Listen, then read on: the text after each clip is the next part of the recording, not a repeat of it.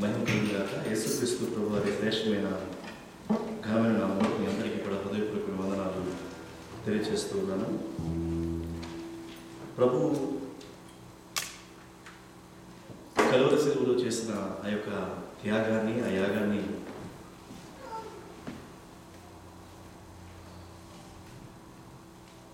ట్రెడిషనల్గా, ఆచార సాంప్రదాయపరంగా చేయడానికి మనము ఈ మధ్యాహ్నకాల సమయంలో కూడి ఇక్కడ లేము అని నేను గ్రహిస్తూ ఉన్నాను.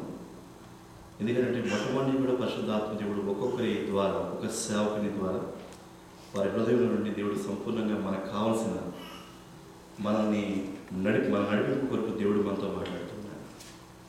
ఈ సమయంలో ప్రత్యేకంగా మరి కలువరి శిలువలో ప్రభువు మాట్లాడిన మాటలన్నింటినీ జ్ఞాపకం చేసుకుంటే ఈ జస్ట్ పాస్ ఓవర్.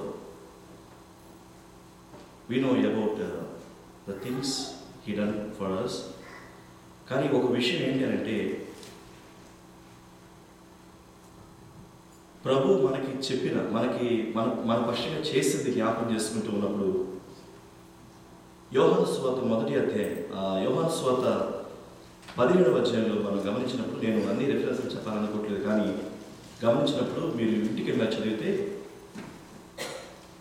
తండ్రి నీ యందు నేను, నా యందు నీవును ఏకమై ఉన్నలాగా నీ పక్షముగా ఎవరైతే నా నామంలో ప్రార్థన చేస్తున్నారో వారు కూడా మనతో ఏకమై ఉండవాలని నేను ప్రార్థించుతున్నాను అని ప్రభు ఒక చక్కని మాటలు అక్కడ రాస్తూ ఉన్నాను. ప్రియ దేవుని సంగమ, పరిశుద్ధులుగా ఉండటకు పిలువబడిన ప్రతి ఒక్కరూ కూడా గమనించవలసిన విషయం ఏంటి అంటే, ప్రభు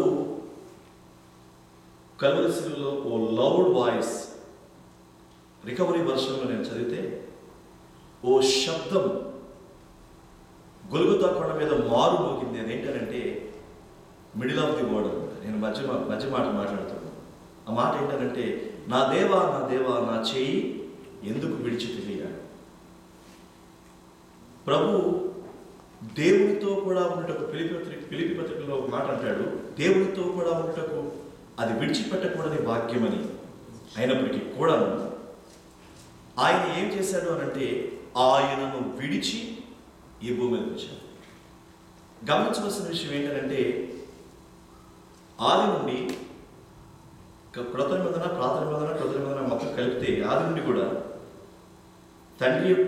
తండ్రి కుమారుని పరిశుద్ధాత్మ యొక్క క్రియని మనం గమనించగలుగుతాం. ఆది నుండి తండ్రి, కుమారుడు, పరిశుద్ధాత్మ వారి క్రియను జరిగించారు. అయితే వారి వారి పనులను వారి కాలంలో జరిగించినట్లుగా మనం చూస్తాం. కుమారుడు తండ్రిని విడిచి భూమి మీదకి వచ్చినప్పుడు ఆయన తన పని చేయుటకు, ఆయన తన పనిని ముగించుటకు తన తండ్రి చేతిని విడిచిపెట్టాడు. నేను జ్ఞాపకం చేస్తూ ఉన్నాను, చాలా క్లుప్తంగా ముగించాలని ఆశిస్తూ ఉన్నాను. రోమపత్రిక 8వ అధ్యాయం 29వ వచనంలో ఒక మాట ఉంది, తన కుమారుడు అనేక సహోదరుల్లో జ్యేష్ఠుడగినట్లు ఎవరిని దేవుడు ముందుగా నిర్ణయించానో ఆయన వారిని ఏం చేయాలనుకున్నారంటే దేవుని స్వారూప్యంలోనికి మార్చాలని ఆ ప్రభు ఆశపడ్డాడు. దేవుని స్వారూప్యం మనలో రావటానికి అపోస్తలుడైన పౌలు ఏమన్నాడంటే, నా పిల్లలారా క్రీస్తు స్వారూప్యం మీ యందు ఏర్పడే వరకు నేను మీ గురించి నేను ప్రసవ వేదన పడుతున్నాను అని. నేను ఎందుకు ఈ మాటను జ్ఞాపకం చేస్తున్నానంటే, తండ్రికి ప్రసవ వేదన ఉంది, భక్తునికి ప్రసవ వేదన ఉంది. ఏంటి అంటే దేవుని స్వారూప్యం మనలోకి ప్రభు తీసుకురావాలని ఆశపడుతున్నాడు. నేను ఈ మధ్యాహ్న కాల సమయంలో జ్ఞాపకం చేస్తున్నాను, తండ్రి కనుక కుమారుడిని విడిచిపెట్టకపోతే, కుమారుడు తండ్రిని విడిచిపెట్టకపోతే ఆయన భావస్వరూప్యం, ఆయన భావ నైజం మనలోనికి రాదు. అందుకని ఏం చేస్తున్నాడనంటే తండ్రి తన కుమారుడిని విడిచిపెడుతున్నాడు. నేను చాలా క్లుప్తంగా ఒక మాటను చెప్పి ముగించాలని ఆశపడుతున్నాను. పక్షిరాజు తన రెక్కల మీద మోసినట్లుగా ప్రభు మనల్ని మోసాడు. ఈరోజు మనం ట్రెడిషనల్గా దేవుని స్థితికి రాలేదు, ఒక ప్రత్యేకతను సంతరించుకోవడానికి దేవుని స్థితికి వచ్చాం. పక్షిరాజు మోసినట్టుగా దేవుడు మనల్ని రెక్కల మీద మోసాడు.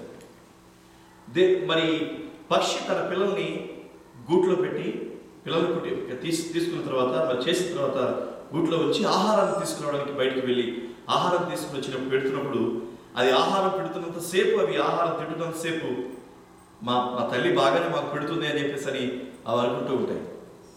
కానీ కొద్ది కాలం అయిన తర్వాత తల్లి ఏం చేస్తుందంటే వాటిని ఏ విధంగానైనా వాటిని గ్రోతింగ్ చేయాలి, వాటిని ఎదిగింప చేయాలని తల్లి ఉద్దేశం కలిగి ఉంటుంది. అప్పుడు ఏం చేస్తుంది తల్లి అని అంటే మొట్టమొదట ఏం చేస్తుందంటే ఆ పిల్లల్ని అక్కడి నుంచి లేపాలనంటే తన గూడిని లేపాలి. బాగా అర్థం చేసుకోవడానికి ప్రయత్నించి మన ప్రభు అయిన యేసుక్రీస్తు వారు కూడా కలువరి సిలువలో ఆయన రేపబడుతూ ఉన్నాడు. దేవునికి స్తోత్రం కలుగును గాక. హల్లెలూయా. ఆయన కలువరి సిలువలో మన కొరకు నలుగొట్టబడ్డాడు. కారణం ఏంటంటే ఎందుకు ఆయన ఈ మాట అంటూ ఉన్నాడు, విడిచిపెడుతున్నాడు అంటే from the beginning to ending. ప్రభు భూమి మీదకి వచ్చిన 30 సంవత్సరాల తండ్రి వద్ద ప్రార్థన చేసి నేర్చుకుని 3.5 సంవత్సరాలు మాత్రమే పరిచయం చేసి 3.5 సంవత్సరాలు, ఈ 33.5 సంవత్సరాలు తండ్రి మాట, తండ్రి చిత్తం, తండ్రి ఆలోచన, తండ్రి ఉద్దేశం మాత్రమే భూమి మీద నెరవేర్చారు. ఇప్పుడు మాత్రమే ఆయన కొంతసేపు మాత్రమే ఆయన తనను విడిచిపెడుతున్నాడు అనే విషయం కుమారుడు ఏమాత్రం జీర్ణించుకోలేకపోతున్నాడు. ఎందుకంటే ఆయనలో తండ్రిలో కుమారుడు, కుమారునిలో తండ్రి, fullness of God, fullness of his face ప్రజలు చూశారు.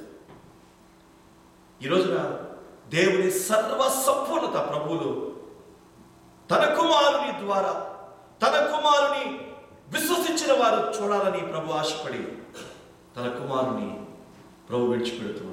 ఈ రోజున జ్ఞాపకం చేస్తున్నాను, మనం ఆయన విడిచిపెట్టకపోతే క్రీస్తునందు సంపూర్ణమైన పరిశుద్ధత మనం ఆపాదించుకునేవాళ్ళం కాదు. ఈరోజు ప్రియ దేవుని బిడ్డలు, తల్లి తన బిడ్డల్ని కోసం ఆ పక్షి తన బిడ్డల కోసం గూడును రేపి ఆహారం తీసుకుని వచ్చి పెడుతూ ఉంది. గూడును రేపి మొట్టమొదటిగా అది అక్కడికి వెళ్ళి కూర్చున్నప్పుడు ఆ కొమ్మల మీద ఈ కొమ్మల మీదకి వెళ్ళి ఎగరలేకుండా వాటి మీదకి వెళ్ళినప్పుడు తల్లి ఏం చేస్తాను రెక్కల మీద పెట్టుకుని ఆకాశం యొక్క అంచు వరకు కూడా కొన వరకు తీసుకుని వెళ్ళి అక్కడి నుంచి వాటిని ఒక్కసారి వదిలిపెట్టాను. అప్పుడు అవి అనుకుంటాయి, నా తల్లి కఠినరాలేదు, నా తల్లి ఇంత కఠినంగా నన్ను ఎలా విడిచిపెట్టింది అని అనుకుంటాయి. కానీ వచ్చి మళ్ళా వెళ్ళి అవి ఏం చేస్తాయంటే వదిలిపెట్టిన తర్వాత అవి చూస్తూ ఉంటాయి. కొద్దిసేపటికి గమనిస్తూ ఉన్నప్పుడు అవి మాకు కూడా రెక్కలు ఉన్నాయి, నా తల్లిలాగా మేము కూడా అది ఎగరగలమని అది ఎగరటానికి ప్రయత్నం చేస్తూ వాటి రెక్కల మీద తను నిలబడటానికి ప్రయత్నం చేస్తున్నప్పుడు అవి అలిసిపోయినప్పుడు ప్రభు తిరిగి మళ్ళీ ప్రభు ఏం చేశారంటే తల్లి ఏం చేస్తుందని తీసుకుని వచ్చి తన యొక్క మీద అది కూర్చోబెట్టుకుంటుంది. ఇలా వాటిని ప్రాక్టీసింగ్ చేపిస్తూ ఉంటుంది. దేవుడు ఎప్పుడు మనల్ని విడిచిపెట్టలేదు. ప్రభు వాగ్దానం చేశాను, I will never leave you not forsake you. నేను నిన్ను విడువను ఎడబాయని వాగ్దానం చేశాను. కానీ తండ్రిని మాత్రం ఆయన విడుస్తున్నాడు.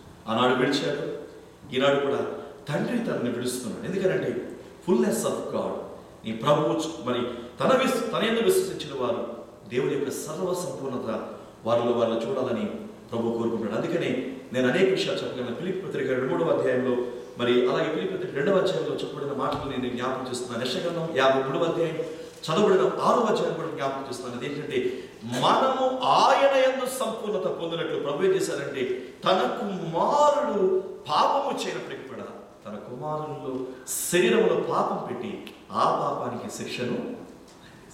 ఈరోజున నీ నా దోషం, నీ నా పాపం, నీ నా శాపం, నీ నా బలహీనతలు, నీ నా అతిక్రమాలు, అవిధేయతలని ఆయనలో పాపంగా దేవుడు ఉంచి ఆ స్పాట్ ఏదైతే పాపం అనే స్పాట్ ఆయనలో ఉందో ఆ స్పాట్కి ఆయన శిక్షను విధిస్తున్నాడు. దయచేసి గమనించిన ప్రియమైన దేవుని బిడ్డలారా, ఈరోజు జ్ఞాపకం చేస్తున్నాను, ఆయన తండ్రిని విడిచిపెట్టాడు. ఈ రోజున నీవు కూడా నేను కూడా రెస్ట్ ఆఫ్ ద వరల్డ్ కోసం మనం చేయవలసింది చాలా ఉంది. మనలో చాలా మంది దేవుడు ఎన్నుకున్నాడు. నేను జ్ఞాపకం చేస్తున్నాను, నేను మామూలుగా మాట్లాడుతున్నాను, చాలా జనరల్గా. Rest of the world are waiting for you. Rest of the world ఆ ప్రపంచం నీకోసం ఎదురు చూస్తుంది. నువ్వు దేన్ని విడిచిపెట్టాలంటే నీకున్నదాన్ని నువ్వు విడిచిపెట్టాలి. ఈరోజు అనేక మంది ఉన్నాం, మనకి ఎంతో ఉంది, దేవుడు ఎంతో సమృద్ధిగా ఆశ్రయించాడు. ఈరోజున 400 కోట్ల మంది ప్రజలు ఇదే ప్రపంచంలో నీకోసం వేచి చూస్తా ఉన్నారు. నువ్వు ఏం చేయాలంటే నీవు దాన్ని విడిచిపెట్టాలి. అందుకే అపోస్తలుడైన పౌలు అన్నాడు, సమస్తము నేను విడిచి నేను దాన్ని అసిద్ధంతో సమానంగా నేను ఎంచుకున్నాను. ఈ రోజున యు మస్ట్ లీవ్. ఈ రోజున ఏది నీకు ఆటంకంగా ఉందో దాన్ని నువ్వు ఈ రోజున విడిచి ప్రభు కోసం జీవించగలిగితే, ప్రభు కోసం నిలబడగలిగితే రెస్ట్ ఆఫ్ ది వరల్డ్ని మనం రక్షించుకోగలుగుతాం. ఈ రోజున ప్రభు ప్రభు అంటున్నాడు కదా, నా తండ్రి ఓ లౌడ్ వాయిస్ అంటారు కదా, యెరూషలేములో వినబడిన కేక. ఇప్పటికీ అది మారుమోగుతుంది. ఆ కేక నీకు వినబడుతుందా అని నా ప్రశ్న. ఆ కేక నేను వింటున్నావా అని నా ప్రశ్న. ప్రియమైన దేవుడులారా, యెరూషలేములో యూదులు నశించిపోతున్నారు. ప్రపంచం అంతట్లో ఉన్న యూదులు నశించిపోతున్నారు. ఇప్పుడు కూడా యూదులు ప్రభు తెలుసుకుంటున్నారు, జీసస్ మెస్సయ్య అని తెలుసుకుంటున్నారు. ఈ రోజున ఆయనను విడిచిన వారు తిరిగి మళ్ళీ ఆయన దగ్గరికి వస్తున్నారు. ఈ రోజున తిరిగి మళ్ళీ యెరూషలేము దేవాలయం కట్టబడడానికి సైన్యులు, పరిస్థితులు, సైన్స్ మనం చూస్తున్నాం. కనుక ఈ రోజున ఆయన ఎందుకు మనం విడిచాడు, తండ్రిని విడుస్తున్నాడు అనంటే, తండ్రి ఎందుకు తండ్రి కుమారుడిని విడుస్తున్నాడు అనంటే, ఫుల్నెస్ ఆఫ్ గాడ్ని దేవుడు మనలో చూడడానికి. కాబట్టి నీలో ఆయనను చూడడానికి ప్రజలు ఇష్టపడేలాగా నువ్వు ఈ రోజున మన ముందు ఇష్టాలు గుడ్ ఫ్రైడే వస్తాయి, వచ్చేసి కూడా వస్తాయి. కానీ మన బ్రతుకులో క్రీస్తు సంపూర్ణత ప్రజలకు కనపడడానికి మనం దేవుని సన్నిధిలో మనం అప్పగించుకున్నాం. దేవుడు తన పరిశుద్ధ లేఖనాన్ని మన కొరకు ఆశీర్వదించుగాక.